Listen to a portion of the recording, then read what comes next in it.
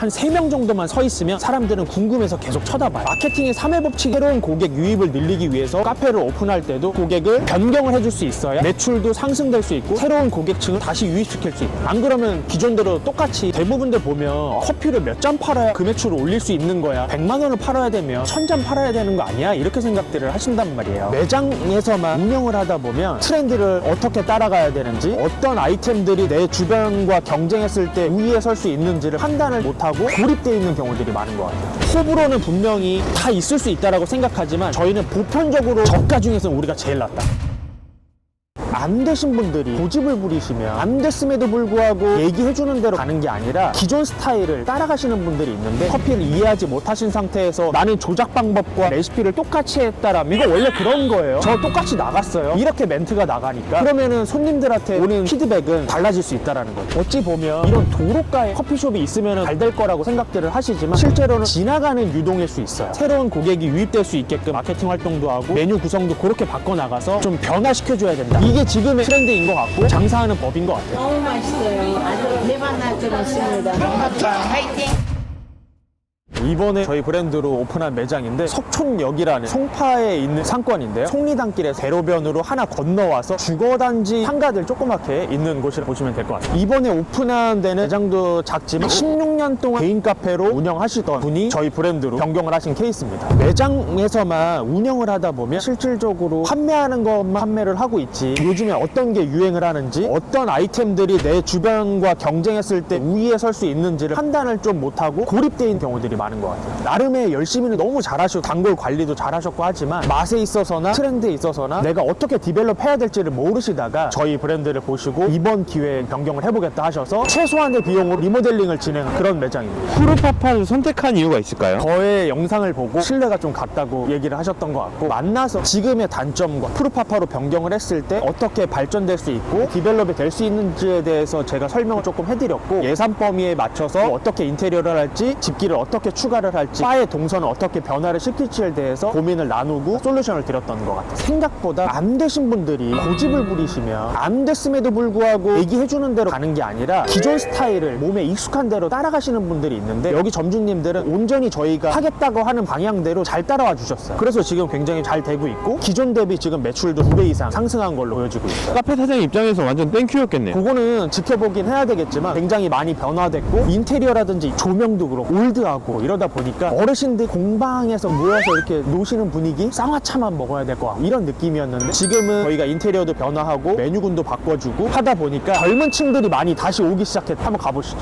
커피숍을 창업을 준비하실 때 이런 것도 굉장히 중요한 것 같아요. 커피라는 아이템 자체가 음식을 먹고 입맛을 끝내기 위해서 커피를 드시는 분들이 많다 보니까 주변에 음식점이 있는 곳, 음식점이 잘 되는 곳 주변에 걸쳐있는 동선들이 커피 장사에 있어서 이점을 가져갈 수 있다. 어찌 보면 이런 도로가에 커피숍이 있으면 잘 될 거라고 생각들을 하시지만 실제로는 도로가 쪽은 지나가는 유동일 수 있어요. 하지만 이면으로 들어와 있는 곳에 음식점이 잘 되고 그 바로 옆에 사람들이 다니는 동선상에 커피숍이 있다라면 훨씬 더 매출이 잘 나올 수 있다. 여기 보면은 메밀국수집도 있고 방향불고기, 중국집 뭐 이런 것들이 좀 있고 굉장히 오래 운영하신 분들이 많더라고요. 그래서 어르신분들이나 실질적으로 거주하시는 분들도 여기서 많이 소비를 하시고 있고, 한번 들어가 보시면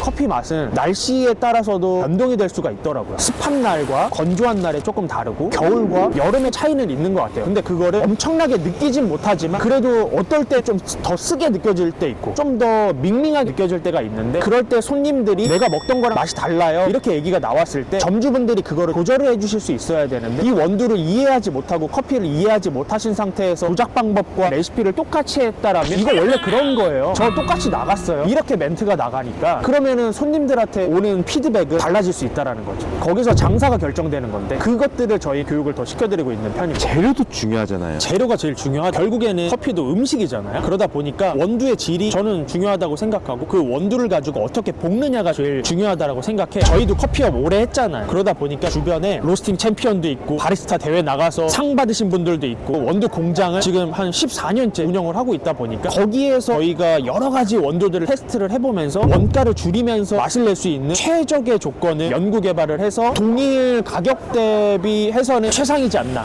주변에 오시는 고객분들이 얘기를 많이 해주시더라고요. 저희 커피가 이 가격대에서는 그래도 제일 맛있다. 프레파파 커피 자주 마시잖아요. 집에 가면 생각나요. 그 정도까지라고. 그 정도까지는 호불호는 분명히 다 있을 수 있다라고 생각하지만 저희는 보편적으로 저가 중에서는 우리가 제일 낫다. 이거는 자신 있다. 믿고 한번 드셔보셔도 괜찮을 것 같습니다. 집에 가면 생각나요. 커피는 미끼일 뿐 라떼 종류가 시그니처고, 그 중에서 봄부터 이제 가을까지 소프트 라떼에 대한 비중이 월등하게 높고, 지금은 시그니처 라떼, 화이트 라떼, 버터스카치 라떼, 말 그대로 그냥 시그니처 라떼 따뜻한 게 요즘에는 제일 효자 종목. 대부분들 보면 커피를 몇 잔 팔아야 내가 그 매출을 올릴 수 있는 거야. 예를 들면 100만 원을 팔아야 되면 커피를 몇 잔 팔아야 돼? 1000잔 팔아야 되는 거 아니야? 이렇게 생각들을 하신단 말이에요. 전반적인 객수 대비 객단가가 높아질 수 있게끔 저희가 구성을 하고 있다. 그리고 결국에는 손님층이 바뀌어야 돼. 기존 카페에서 변화가 되려면 손님층이 바뀌어야 된다라고 생각해. 브랜드에 맞게. 우리는 어떤 타겟층을 맞춰서 브랜드를 만들었지? 이런 것들을 계속 고민을 해보고 카페를 오픈할 때도 고객을 변경을 해줄 수 있어야 매출도 상승될 수 있고 새로운 고객층을 다시 유입시킬 수 있다. 안 그러면 기존대로 똑같이 예전에 이런 손님들이 이런 것 많이 찾았으니까 계속 그쪽으로만 가게 돼 있거든. 한 명 한 명의 손님을 맞추는 게 아니라 새로운 고객 유입을 늘리기 위해서 우리 아이템으로 변경했다라면 그 아이템에 맞는 새로운 고객이 유입될 수 있게끔 마케팅 활동도 하고 메뉴 구성도 그렇게 바꿔나가서 좀 변화시켜줘야 된다. 이게 지금의 트렌드인 것 같고 장사하는 법인 것 같아요. 커피 브랜드에서는 여자 손님을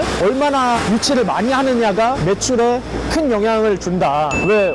여자 사장님 이쁘면 장사 잘 되잖아요. 왜 그러죠? 그냥 남자들이 그냥 이유 없이 가는 거예요, 그냥.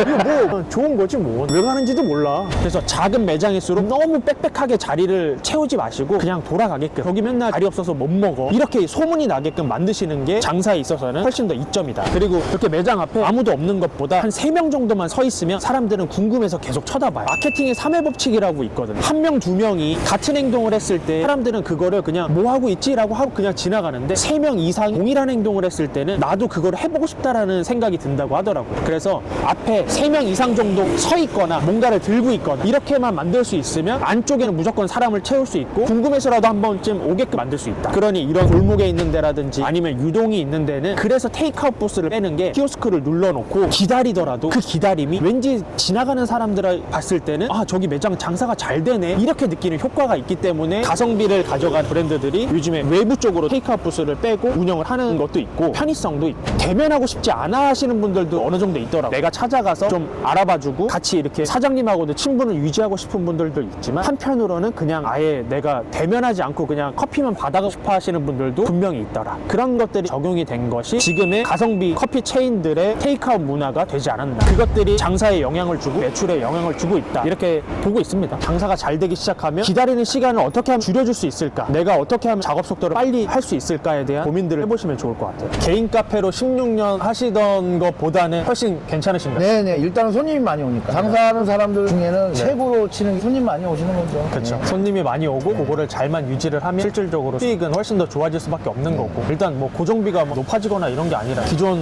임대료 그대로 해서 손님이 많아지는 거니까. 또 한 가지는 빨리빨리 쳐내야 되는데 아직은 익숙하지도 않지만 그런 것들을 계속 숙달하셔야 돼요. 저희가 그 서초점이나 이런 데들 직원들을 혼자서 한 시간에 한 30만 원 정도 치는 거는 충분히 치거든. 그 정도까지 좀 숙달하는 거를 빨리빨리 좀 해보시지 않을까 생각이 들어요. 오늘 처음 뵙지만 표정이 되게 밝으세요. 감사합니다. 야구 심판이세요. 진짜요? 대박이다. 송파 쪽 야구협회 쪽으로는 유명하신 분입니다. 감사합니다.